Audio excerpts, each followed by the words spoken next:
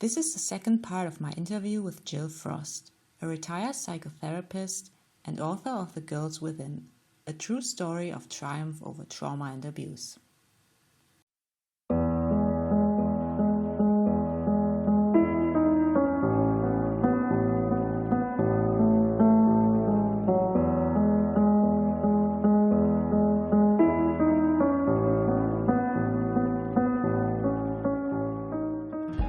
She'd do several rounds of this, and she'd start in an agitated state, and by the end of it she'd say, "I don't need to do any more, Gill, that one's gone." And I was absolutely dumbstruck, and she'd look at me and giggle, and she said, "I feel fine about that now." And anyway, we did that, as I say, most weeks we did a little bit of whooshing every week about all the things from the past. And then what happened later on, about 2 or 3 years later, an 8-year-old part came out. Yeah. And she was called Izzy. And Izzy she wasn't this extroverted, all dancing, all singing little 6-year-old type. She was much more serious, very, very bright, very contemplative, let's get the word right. And she was just wise beyond her years and very gentle. And what I discovered was that she was in charge of looking after the internal baby who had been traumatized.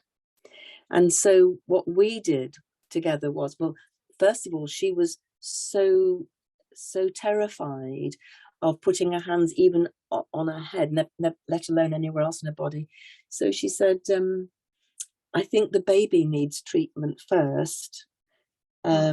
And so I went and bought a baby doll for her, and she put this baby doll on her lap, and she understood that she could use the baby doll as a surrogate for the baby. And then she called it calming therapy. And she would be telling me how the baby was doing. You know, she'd say, "Well, the baby's crying at the moment, Gill.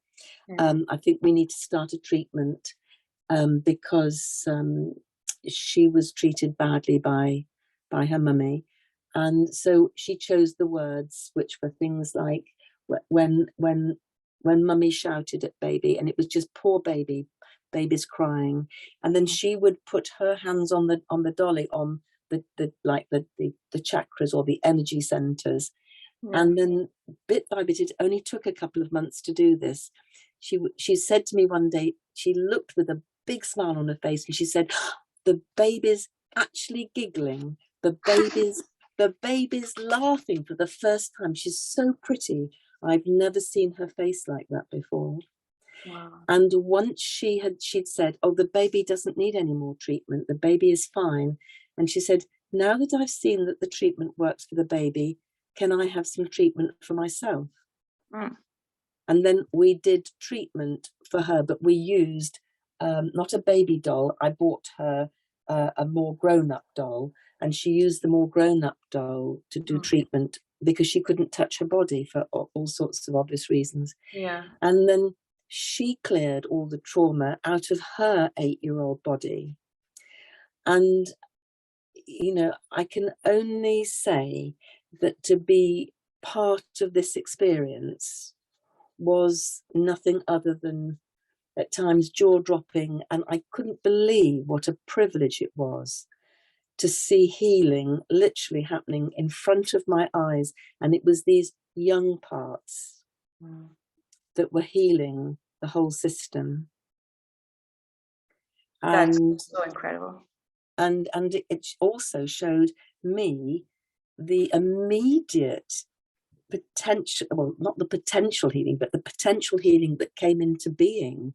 It became an actual healing power of the energy therapy. So you can imagine that they gave me more probably than I ever gave them, because I could then use my energy work with all my clients with confidence, knowing it absolutely it worked. But I've always worked with younger parts of all my clients, even those who never had DI, because I always believed that any of us who are grown up, I don't have DI, but I have had trauma in my growing up years, through a father who was very, very ill at a young age and so on.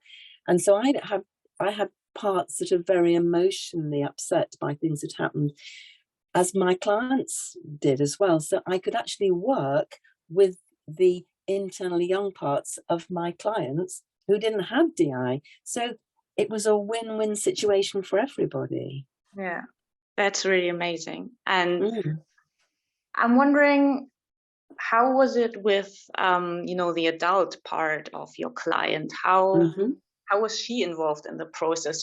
I mean, I guess did she know what she was saying when her young parts were there? And how, I can imagine that she might have been scared or suspicious, or how did she feel about the energy therapy? And did you have to inform her after every session what she had said, and how did that work? That's a fabulous question, and I realise, because the story is so familiar to me, that I'm assuming that everybody listening will understand what's been going on, and that's obviously not the case. My adult client did her own energy work, which she called just AIT, which is Advanced Integrative Therapy. So she would sit in a chair and do it in a very grown-up manner, which is the way we would normally do it with all my clients. So she did her own stuff because she had her own nightmares and her own memories of things that happened, that she needed to treat, and it was a bit more of a fluid affair, really, because she had no co-consciousness of the 6-year-old. She had a little co-consciousness of the feelings of the 8-year-old, but she was very blocked. And so, as you so rightly have just said, after the young ones had come out, I always then needed to invite her to come back into the room to consciousness, and then I would explain to her exactly what had happened. Okay.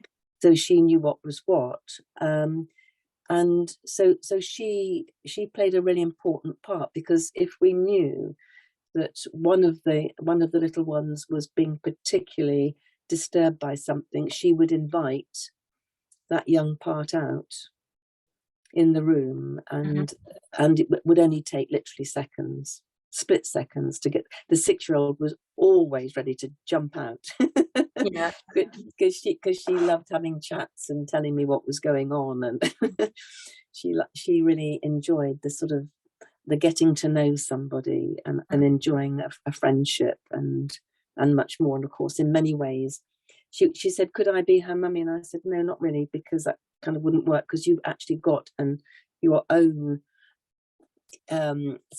within your system, you have your own internal mother, which was the grown up. And I said, and she said, well, can you be my adopted granny? And I said, I can do that, certainly. So that's what I became. But certainly my adult client, she was, to start with, very, very suspicious, understandably, because she didn't know what on earth I was doing with parts of her. Yeah. So she had to trust me enormously that what I was doing was in her very best, honor and in her very best interest. Yeah.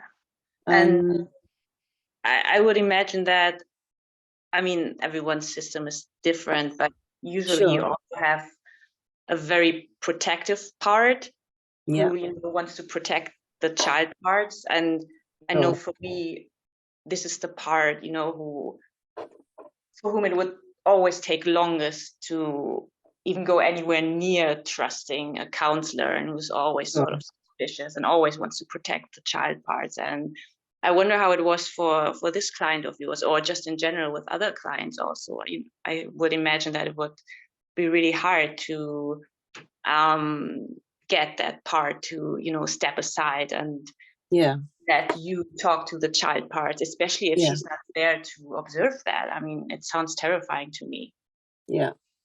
Well, again, it's all about, you can't rush it, because without trust, you're not going anywhere. And I think that what my adult client really struggled with was, she really set out not wanting to have younger parts who came out, because they were ruining her life. And I said to her, but they need you to love them. They need you to take care of them. So what happened was that I kind of became a foster mother for a while. If that's a helpful way of putting it, I'm not quite sure. So they learned to trust me, and then my adult client was also trusting me. And there was something about the younger parts, obviously in time, came to learn that I cared about them and I loved them, and they experienced that for the first time in their lives, what that was like. And there'd have been no healing. The energy work in isolation would not have worked, because it was actually, it was delivered within the framework of love. And so basically what happened was that my adult client had to learn to love her younger parts. And I kept saying, you don't realize how great these younger parts of you are. If you could actually meet them face to face, which you may do one day in some way or other, I said, you would love them instantaneously. It took years for her to come to a point where she suddenly realized that she was becoming attached to them and was valuing them and honoring them, and that they were actually the ones who were bringing about healing for all of them. And it was very wonderful, because towards right at the very end of therapy, I said, when we finish this therapy together, those girls need you to carry on being the caretaker. You need to take over from the role that I've played for the last 6 years. And bit by bit, I was encouraging her and teaching her that she needed to read to them. And that just meant that, and she does it to this day. This is like 6, 7, 8 years later. Every week she chooses a different book, or continues a book which she feels that they would like. So she sort of goes inside a little bit and has a feeling about which book they'd like to read, because they don't come out any longer. And so what I know is, because they've told me, is that they love to listen to her, and she reads out loud to them, and they can hear on the inside. And she also puts on Walt Disney cartoons, or a kiddies film of some sort. And they're both the 6 and 8 year olds sit side by side on the sofa and watch it. That's so lovely. It's absolutely extraordinary. So as a result of all of this, when it came to the end of therapy, and she was at last loving her internal parts and taking care of them and entertaining them and showing them that they were worthy and loved enough to be read to and all the rest of it, I bought her an athlete's relay baton. And the last time, on our last session we had together of therapy, because we worked towards our ending for a year, because it was obviously... Sorry, what did you buy her? I bought her an athlete's relay baton. It's like a tube, and when athletes are running a relay race... Okay. The one who sets out first running holds the relay baton, and when they meet the second one, they hand the baton over. Okay, I didn't know that word. Oh, well, that's what it's called. Yeah. And so I bought her this baton, and I handed it over to her. I said, right, you're in charge now. Right. And she got it. So she's got the baton, and she also got it. and so, I come to the end of my story now on this podcast, just saying that how on earth could my adult client have healed without the younger parts? Yeah. And she knows now that without her younger parts, she would actually not be alive today, because she didn't want to live for many, many years. Yeah. But she now lives a totally and utterly normal existence, a normal life, family life with her children and her husband and her friends. And the little ones said, on the last time I met them, said, "Oh, is it okay if we stay inside now? Because we're having a great time inside. We're having this sort of life a kids should have." And so they don't come out any longer. And we know they're happy because all the nightmares have gone, all the dread's gone. That's an amazing story. And that's the story that's in my book that I've written about, which is suitable for not just for therapists. It's like a fly on the wall sort of story that's totally true, and it gives session by session and talks. I've got sort of quotations from the girls because I made copious notes and so on. But it's just such a wonderful story of hope, of triumph over evil and abuse and trauma and neglect and everything else. And it's just such a hopeful story, because it just goes to show the vital role of young parts in the healing of trauma from the past. Yeah. And well, I also think that it's really amazing that your client agreed for you to share her story with the world. Yeah. I think that's so brave and generous, and I really want to acknowledge that. And also that you chose to write the story and share it with the world, because I think everyone can benefit from hearing your story. It's like you said, it's really like a triumph over evil and love over evil. But it's Absolutely true. That's the amazing thing. It's a true story. So I think it's so powerful, just listening to it now. I think, wow, that's, and it really gives me the sense of, oh yeah, if she can do it, I can do it too. Absolutely. And that's absolutely undoubtedly the truth. And that's why I'm absolutely mustard keen to tell people about the book, or to tell the people bits of the story, because it's just so important that there is a glimmer of hope when you're living a life that seems impossible and dreadful. And my book client, who doesn't want to be identified for obvious reasons, it was superbly generous of her to allow me early on. And I'm dyslexic, so it was no mean feat. I can assure you, it took me just, forever to do, but it got done. It took me 6 years to write it, and I was kind of writing it as things were happening, because it needed to be real and alive in the moment. And I had wonderful supervision from 2 different supervisors. And so again, it's this collaboration. I couldn't have done it without superb training, superb supervision, and a number of colleagues. And I had one very dear colleague who was a therapist herself, who has DI. And for example, she was the one, and she's very high functioning.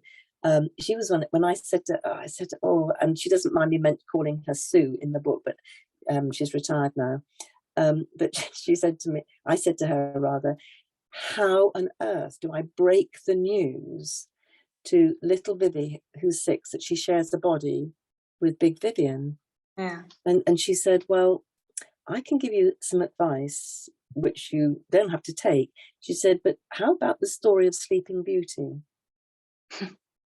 And because she went to sleep for 100 years, obviously Sleeping Beauty did, and when she woke up, things had changed. Okay. People had grown up and so on. And I said, oh my gosh, I said, that's inspirational. And so I went and bought a copy of Sleeping Beauty for little Vivi, and we read it.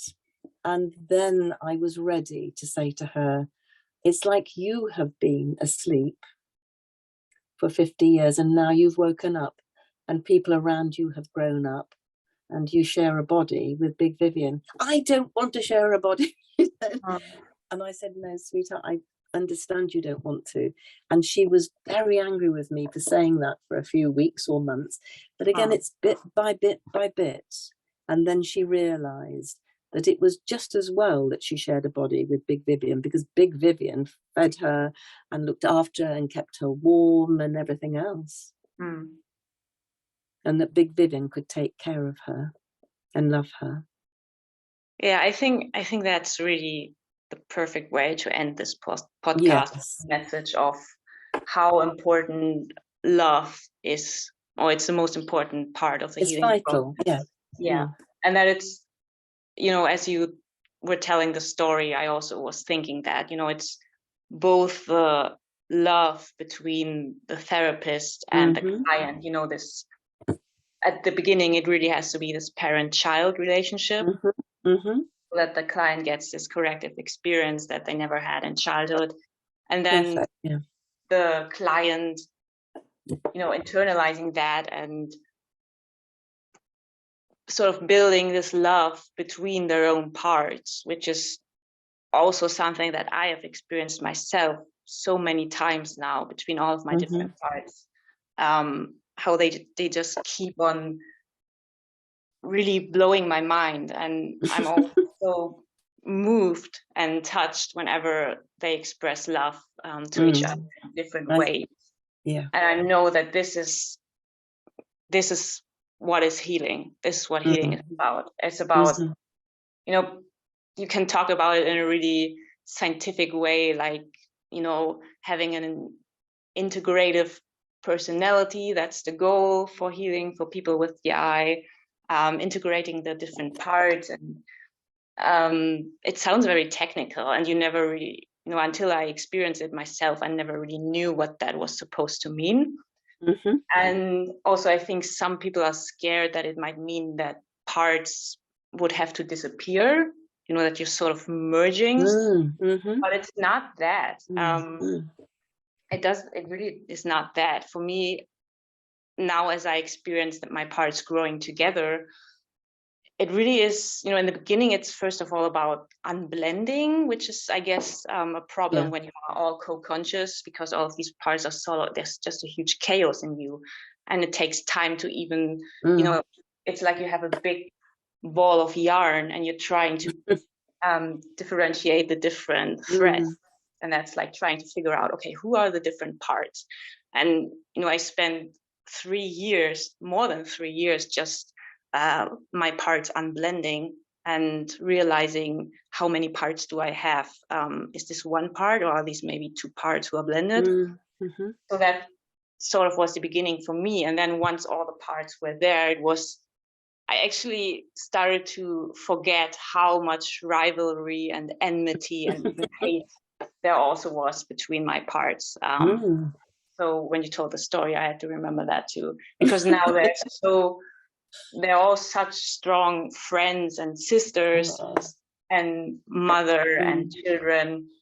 We have this strong bond now. So it's really incredible having gone through that journey and experiencing that, just as you told me about your client.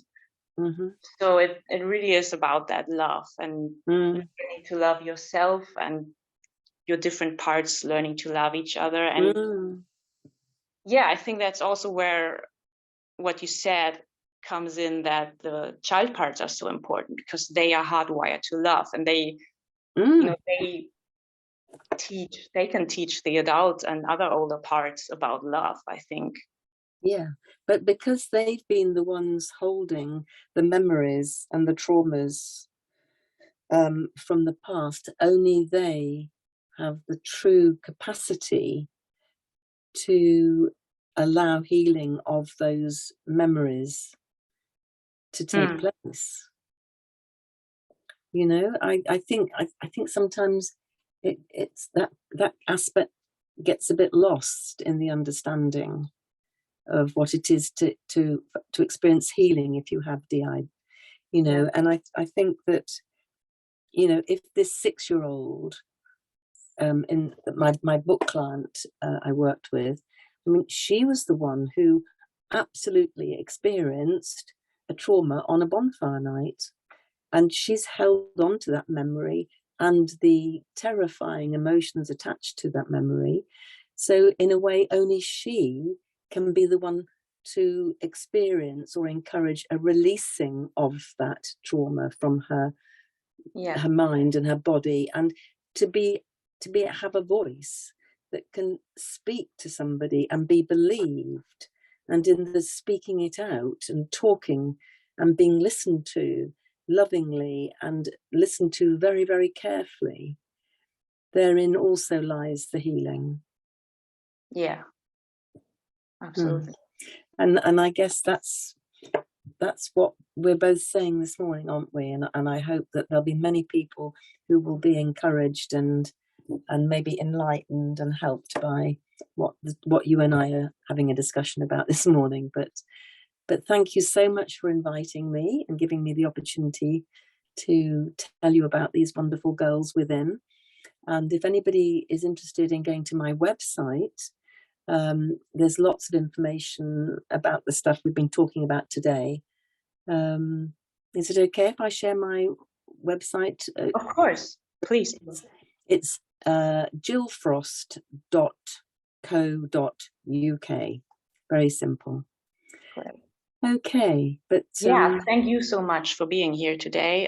You're my first interview guest, and I'm so excited that we could talk about this. And I also hope that whoever listens to this will be inspired and touched and will have learned something from this incredible story. I think everyone should. Absolutely.